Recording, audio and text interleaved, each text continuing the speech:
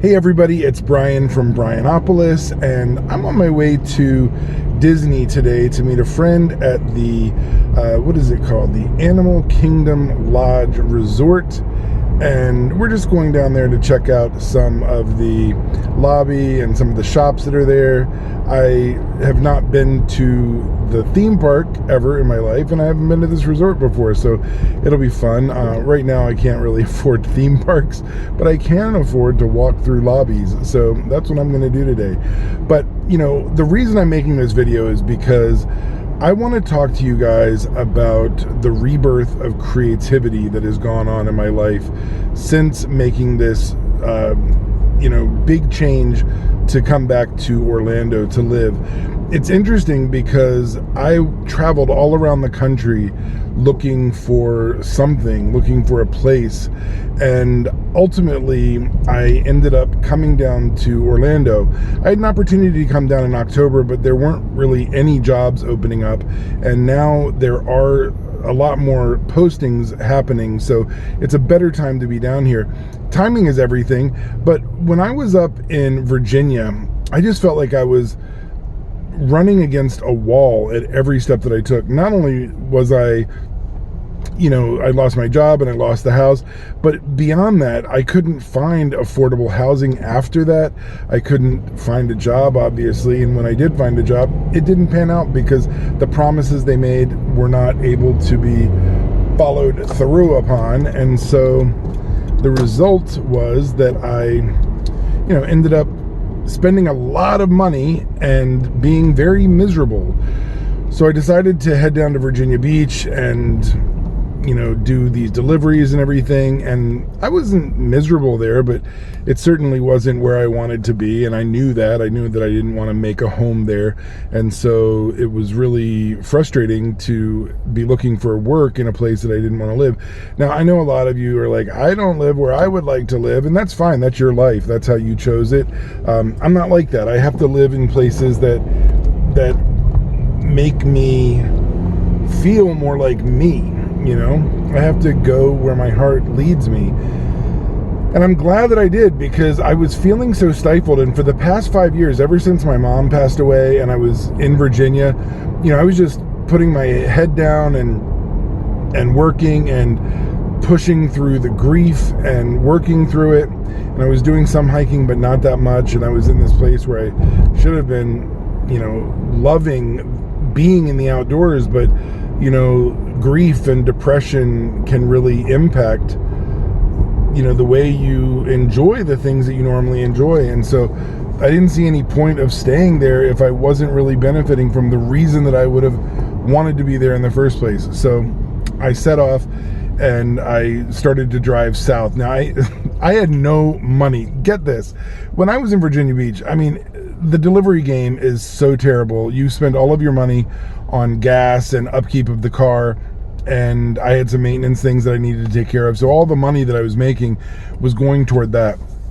And then finally, when I was ready to set out, I set a course for myself that would go through as many big towns that I could, where I could drive for a little bit and then work for a little bit and drive for a little bit and work for a little bit, and pay for my gas on the way down that way. And then I also had to save up money to pay my friend rent once I did get here. And so I kind of took it a little bit slowly. And I'm glad that I did, because the choices that I made really led to this reawakening of my creativity that I just can't even explain how amazing it feels. Because, my creativity, I've used my creativity over the last 20 years, but I wasn't really using it in the way that I wanted to use it. And when I was younger, I was a journalist, and I loved being a journalist, and that's how I liked using my creativity. And when I got out of that after 9/11, it was never really the same. I was sort of like prostituting my creativity out to different companies, whether it was nonprofits or colleges or things like that. And that's fine, because you got to do the job, you got to take what's available and what's there. But it's not even that. I could have been looking for jobs in my chosen career, but like I said, depression and grief do some things to you. And after 9/11, I had a lot of grief and a lot of issues with PTSD, and I couldn't really do the things that I loved even though I wanted to. So, it's been a journey for the past 20 years. And when I set off to come down to Orlando, it was really weird because I never wanted to come to Orlando. And if I would have gone to South Florida, I would have thought that's natural. That makes sense. Orlando just never was on the radar. And then when all of a sudden I had this opportunity here, I said, let's go for it. And on the way down, I was sort of grieving leaving Virginia because I love it in Virginia. That's really my home and where I'm from. And I have so many friends there, and family is close by in Washington, D.C. area.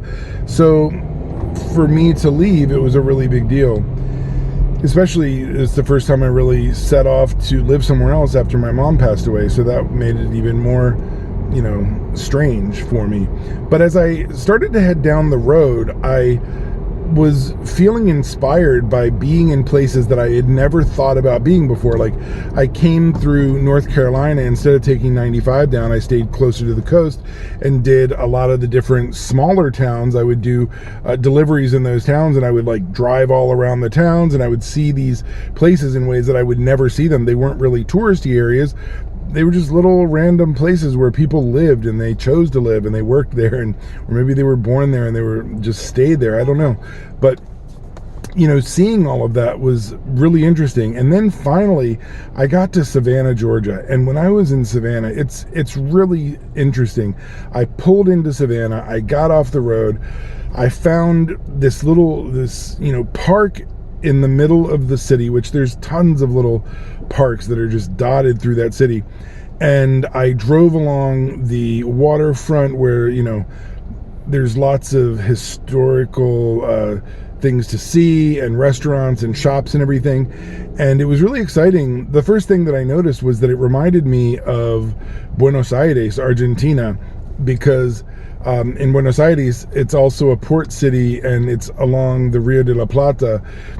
And the structure of the port area with the road and the hotels and stuff that were right across from the port were very similar. And I didn't know this at the time, but I didn't even think of it. But Savannah was one of the southern cities that was not destroyed after the Civil War by the North. The North went on a campaign to just destroy the South, which I think is awful because, it's one thing to win the war, but it's another thing to just burn it all down.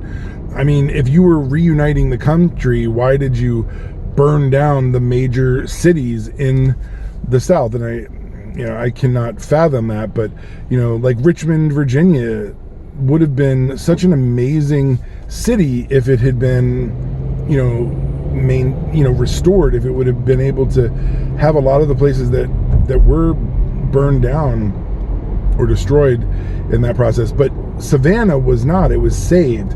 And it's really it's such a treasure in this country. It really is. And if you haven't been there, you got to go there. But the best part of it is it really struck in me a chord that sort of like pinged at the writer inside of me. I don't know how to explain it, but I pulled over, and all of a sudden I just started writing. And these concepts and ideas that I've had over the years that I've wanted to write about, or that have just been floating around my head, and I didn't really write them. Maybe I had some outlines and stuff for them. All of a sudden I just started writing. It just flooded out of me, and I pulled over and parked there, and I started writing. And like 3 hours later, I didn't even realize that time had passed, and I was just stunned at the way that my creativity was feeling sparked. So then, typical Brian, I started to think, well, maybe this is where I'm supposed to live. Maybe I'm supposed to be here. And so I spent some time doing deliveries and driving around and seeing the different parts of the city, and it's absolutely beautiful. And I looked for jobs, which I've been doing all across the country. Every time I would go to a new area, I would look for jobs in that area and see what, just do a whole research about what it was like in that area to consider living there. And at the end of the day, I was like, you know what? I don't have money to start out in a new place. This delivery gig is only going to last so far, and living in my car was only going to last so long. So what I ended up doing was heading down to Orlando and figuring, okay, when I get there, I'll figure things out. It's not going to be an inspiring city, but I'll figure it out. So I drove down, and I drove through Jacksonville, and I saw a very dear friend of mine, and saw her for coffee, and we just talked a little bit, and she's a very creative person too, and we just sort of reflected on, you know, what's been going on in both of our lives. She just had a baby recently, or a couple years ago, and so she's, you know, doing that, and, you know, I don't know, it was just a really great conversation. And then I headed down to Orlando, and the first thing I noticed right as I was coming through Orlando was like, wow, this city has really grown up. The downtown area is very different than I remember. And, you know, I went basically directly to my friend's house, and she lives in this little suburb in the west of the city that is absolutely gorgeous. And there were these humongous trees, and very different than South Florida. South Florida is a beautiful place, but they don't have the live oak trees that the Orlando area has and that Savannah had. So that was really cool that it had some of the trees that were, I think, inspiring to me in the first place when I was in Savannah. If you look at my Instagram, you're going to notice I take pictures of trees quite a lot. I'm very inspired by trees. I don't have a really strong family connection with really anybody in my whole family. I love them all.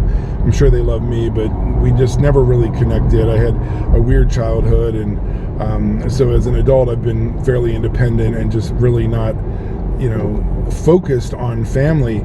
But the concept of a family tree has always intrigued me, and my mom was very much into genealogy, and so trees to me represent life. And, you know, up in the north, when the fall comes and all the leaves fall off the trees, it would always make me very sad. And I remember sitting in my third grade classroom, which was right overlooking a wooded area. And I remember this one spring, I just stared out the window every single day, just waiting for that first pop of the buds to come on the tree. I got in so much trouble that year because I kept turning around and I would space out the window. And I remember there were even parent-teacher conferences about maybe I had some sort of learning disability. They sent me to a speech pathologist. They sent me to some specialists to try to do some testing and figure out if I had some sort of issues or whatever. But my issue was that I just was not really inspired by my life as a, you know, as a young kid. Things were going kind of crappy with my parents divorcing, and, you know, lots of fighting going on, and then both of my parents dating and being very young and seeing all these other kids have fairly normal lives, or at least assuming that they did. They probably didn't either, but just assuming that they did. And so my escape was to look out into the woods and wait for those buds to appear, because summertime for me was the time that I could just be free.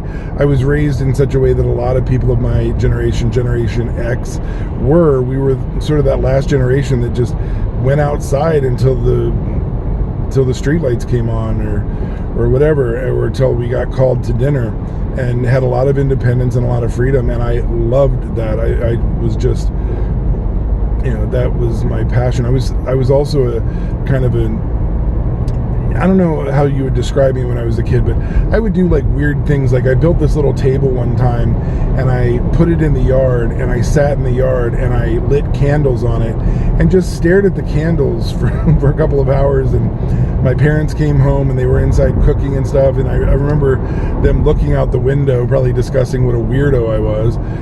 But for me, like, I was a very thoughtful kid, and I was always imagining things, and that was like the spark of my creativity. And I feel like coming down here, first of all, I love South Florida. I love the weather. I love the feel and the vibe of the city, very international. But it was really lacking this feeling that, you know, from my youth, of these big, gorgeous oak trees that you could sit under and just think, you know. And when I got down to Orlando and found out that they actually had not just oak trees, but live oak trees that never die for the winter, and then also the palm trees, which I absolutely love. So you got live oaks and you got palms. What else could you ask for? I mean, that's exactly what I love. And of course there's no beach right here, but that's okay, because I can drive to the beach 40 minutes away. Tons of lakes, lots of water. And these are the kinds of things that I like to do. Like, I like to take a break and look at the water and look at the sunrise and look at the sunset, and, you know, take time to notice things that are going on around me, because life is really short. And all the philosophers, and you look back at, you know, centuries and centuries and centuries, there's this thought that, like, you know, stop and smell the roses and all this kind of stuff, and everybody keeps telling this to the younger generation. Like when they get older, they're like, oh, I wish I would have done this, I wish I would have done that, if my youth had only been different, if I would have spent it differently.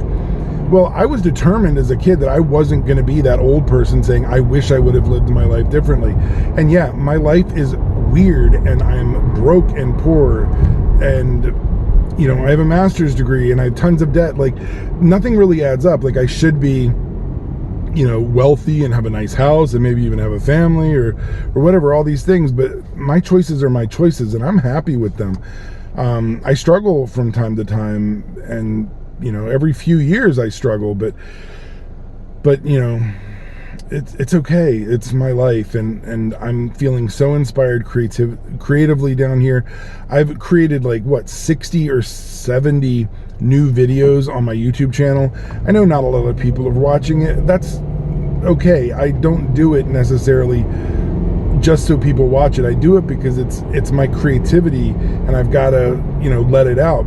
So I'm writing behind the scenes, and I'm not blogging as much because I don't want to just throw my words away. I want to sell those words. And so what I've been writing, and, you know, as I do my job search and, you know, post things online, like, I'm hoping that all of this will align together, and I'll be able to find a full-time job where I can utilize my creativity in a way that I choose to use it, and just kind of congeal my life as I move forward. I'm actually going to turn 50 in August. I know I don't look it because I'm so young looking. Actually, no, look at all these.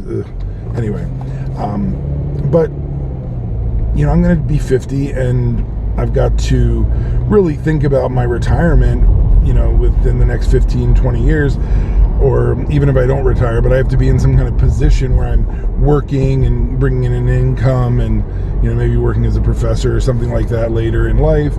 I don't know, but, you know, I'm getting serious, and I want to fold my creativity into that going forward. So anyway, that's sort of how my creativity got reignited. And if you can take anything away from this, I just really recommend that, even though you've got to do certain things because you've got kids, you've got obligations and all this kind of stuff, and you set aside like 1 week a year, 2 weeks a year to take a vacation, it's not even about the vacation, it's about every single day. Like on your way home from work, you take the same route all the time. Well, change it up. Take the long way. Take 2 hours to get home instead of 20 minutes. Like, drive, go through the mountains, take a chill by a lake or something.